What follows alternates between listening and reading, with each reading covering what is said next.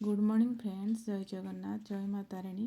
काली मो स्वामी office tiffin लेके जाइए जितेबाला खावाई टिफिन खोलिले सांग कहले अरे भाई आज कौन रसगोला आनीचु टिफिन या कही से गोटे गोटे खावा लगिले से सहित गोटे बड़ अघटन घटला।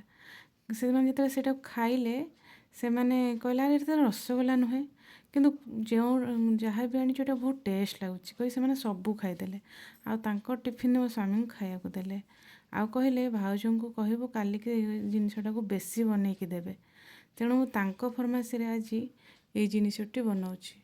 प्रथमे देखंतु मु 500 ग्राम अरुआ चाउल को 3 घंटा पानी रे भिजई देछि आउ तापरे आमे ताकू बाटिकी एक जंतुणी प्रस्तुत करिबा।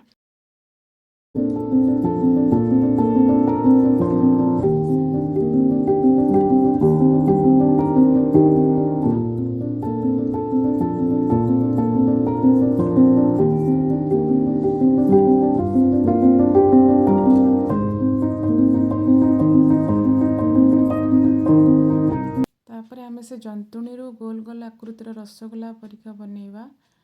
तापरे गोटे कढ़ई रे आमे क्षीर 1 लीटर नहीं जाइछन्ती। एठी क्षीरटा को आमे फुटिया को छाड़दबा। क्षीर जते बेले टिके फुटिबो गबो ही फुटिबो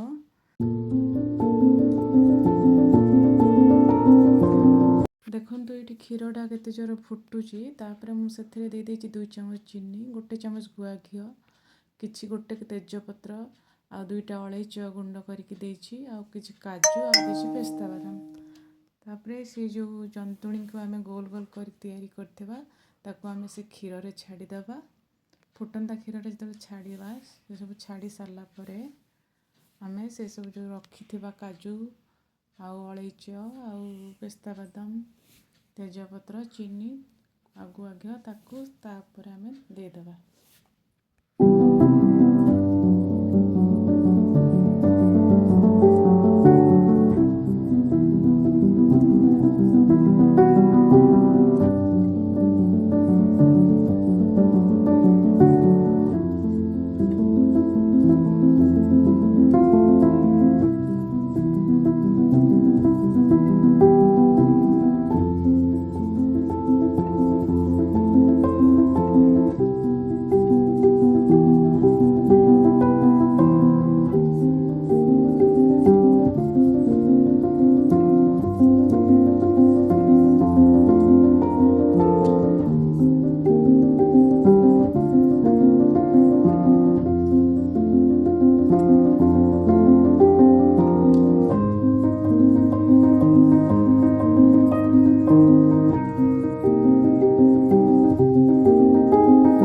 सब पकई सारा पर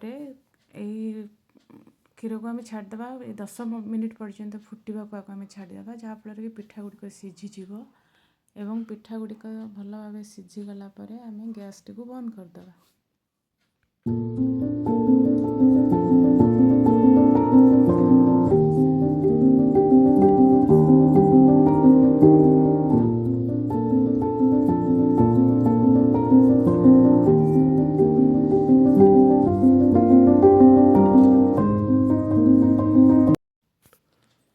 तापर 10 मिनिट ये फुटी सारा पर आम गैस टी को बंद करदेवा। तापर आमर प्रस्तुत हो क्षीर गईठा आम गोटे बाउल काढ़ीदे सजासजी करदे खाया देदेबा।